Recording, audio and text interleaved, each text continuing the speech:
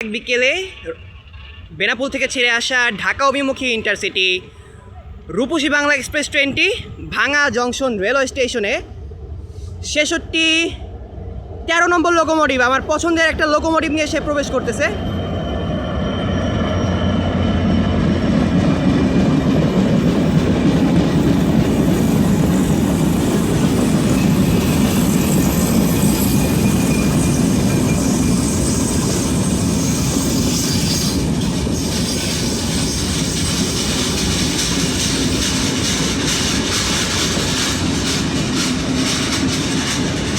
আজকে যাত্রীর চাপ মোটামুটি অনেক ভালোই,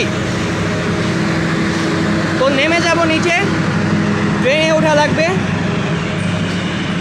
আমরা নিচের দিকে নেমে যাই। শেষে দেখা যাচ্ছে দুইটা তিনটা শোভন চেয়ার আছে। ভাঙা জংশন, তো ট্রেনে উঠে পড়বো।